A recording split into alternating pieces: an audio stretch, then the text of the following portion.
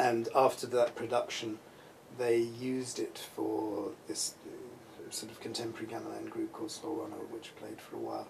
And we went and we did that, and we did a little bit of Angklung, and we did some sort of Javanese stuff. I think I was still in the South Bank Players at the time, so I think I was playing with that group. So I remember doing, and it was, oh, I can tell you when it was. I think it was in '92, it must have been. So it was 2 or 3, because I think I was still working as a computer programmer during the day. I had a part-time job, and I would rush off from that and sometimes go to 2 different gamelan rehearsals on the same night for that gig. So we would go from sort of 7 till 9 at the South Bank, and then 9 till 10:30 here, or something like that. It was a bit crazy, and I think we did some Banyamasa stuff as well with Bradley's Chalon thing, and so it was a crazy time.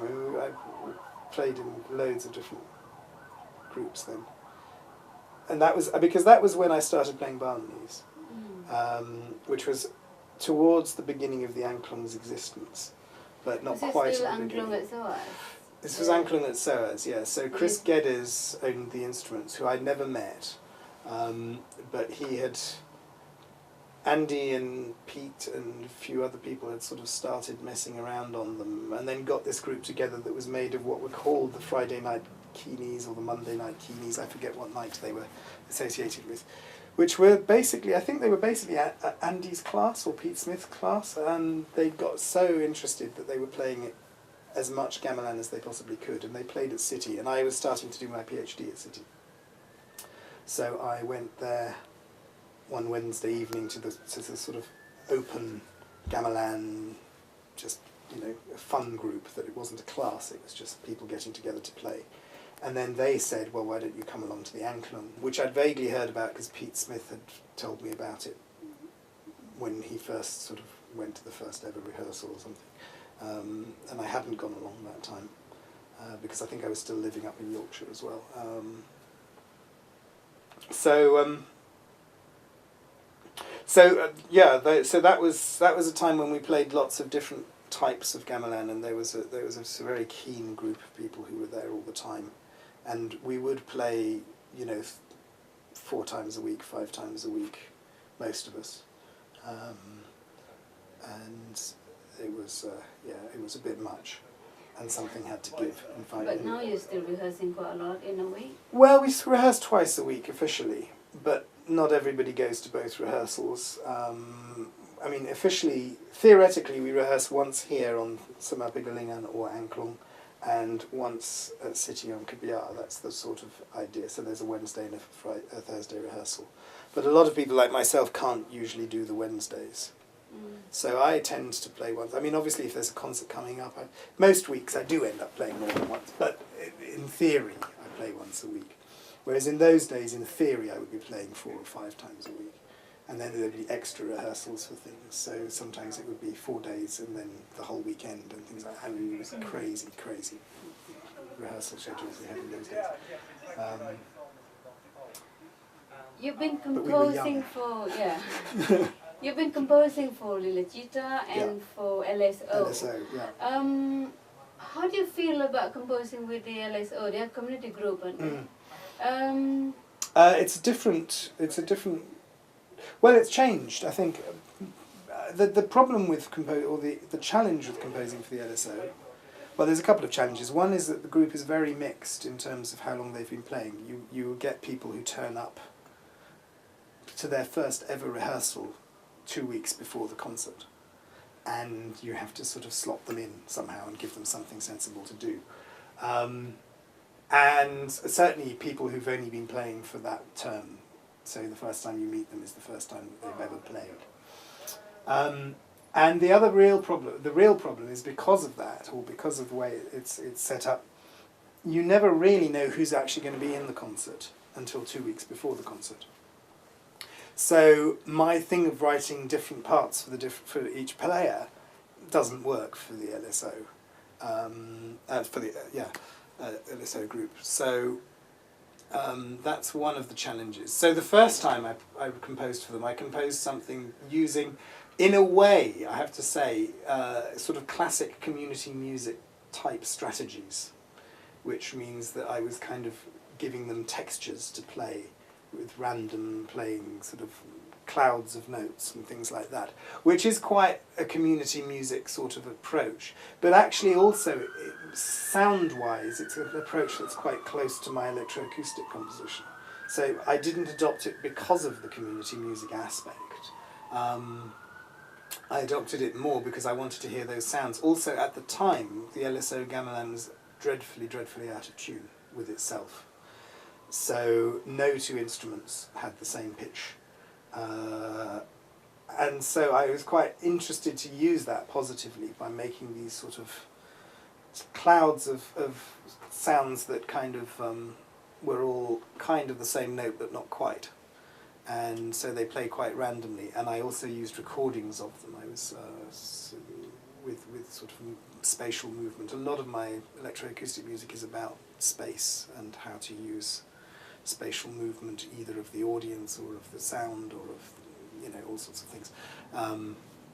So I tried to use that as well, using all the different... So it was this sort of rather amorphous, cloudy thing.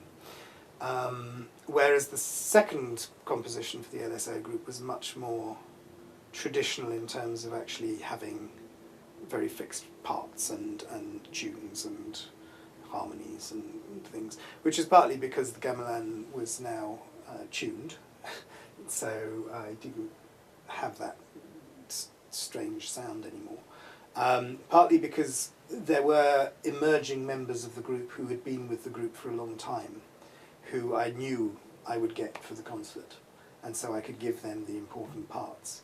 And because I'd been working with that group before, because the other thing is when you go in as an outsider who's not playing in that group, you don't actually know who are the people who are regular and who are the people who are not regular. You're just confronted with this sea of people. And so because I was there the second time, there were people I knew, and so I thought, okay, I can put them on, make sure that at least the important parts are all covered by people who are definitely going to be there, and then the other people I can slot in as it goes.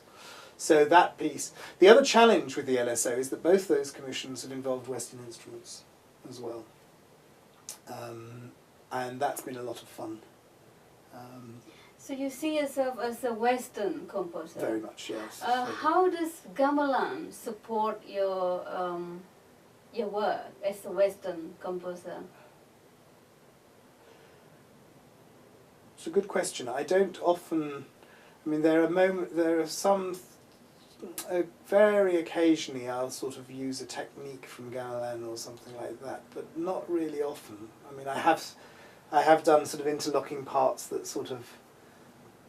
that in my mind were kind of based on kechat or something like that, but not very overtly. I don't really take theory across. I think the fact that most of my playing is gamelan probably influences possibly to an extent it influences my use of time in my Western composition, in that I tend to write things that unfold quite slowly for Western music. They don't change harmonically very much. So I think the fact that most of the gamelan is something that's very much in my ears, comes out in the sounds that I make and the kind of fairly slow evolution of things, possibly more Javanese than Balinese actually. I always did think of it slightly. I mean, I say that I've thought of my Balinese playing as part of my Western musical doings, but also I did sort of see it as a hobby. I didn't think of it as part of my... And actually one of the reasons I gave up Javanese was... which was to make time, really. It was in order to have more time, was that I was beginning to feel that some of our successes with the gamelan, concerts that we were doing in QEH and things like that, I was thinking of them too much as my successes musically, and I wanted to think of that as being my hobby, and I found that I wasn't really this is very personal stuff that's coming out now. It's not really. I don't know if it's anything to do with the history of gamelan in Britain, but personally, I kind of felt that I was resting in my own career. I was sort of not doing the things that I should be doing to get more commissions as a composer and things like that, because I was so involved with gamelan that I was saying, oh yeah, I play at the QEH and I do things, but I wasn't playing my music at the QEH, I was playing gamelan music. And so I felt that I should be kind of investing more in me and slightly less in gamelan. But that was just a sort of personal sort of thing. And whereas in the last few years, I've really, since these LSO commissions and since I wrote Lila Cita, that was the first thing that just to tell you the story of Lila Cita, the piece, you should probably pick up Jerome. The story of Lila Cita, the piece, is that it was commissioned by Jonathan and Beck, who were members of the group, when they got married. And they got married without telling us, basically. They just went on holiday and then came back and happened to be married. And so I think they sent us a postcard saying, we're having a lovely honeymoon. And that was the first we knew. But then when they got back, they took me aside and they said, we'd like to commission a piece as a celebration of our wedding. So it had to be good. And if it hadn't been for that, I wouldn't have written for gamelan, I don't think. I was kind of deliberately avoiding writing, apart from that piece for the festival, which again I kind of slightly reluctantly did. I didn't want to compose for gamelan because I wanted to see myself as a composer as being separate from myself as a gamelan player, I think. And because I felt that all the pitfalls, the dangers of writing for a set of instruments and a set of players that are from another tradition, without fully understanding that tradition, I think there are a lot of dangers in it. But I felt when I was asked that I had been involved in gamelan long enough to actually be able to write something that I felt pleased with and proud of. And I do feel very proud of that piece, Lila Cita, almost more than any other piece, actually. I mean, there are equivalent pieces in my electroacoustic, but I feel that there's real good composition in that piece. And so since then, and because of these LSO commissions and things, that I'm actually sort of earning some money from my gamelan composition. That has changed the ball game a bit for me, and it's meant that I now feel much more that gamelan is actually part of my career as well as a hobby. And now this work that I've been doing with you as well,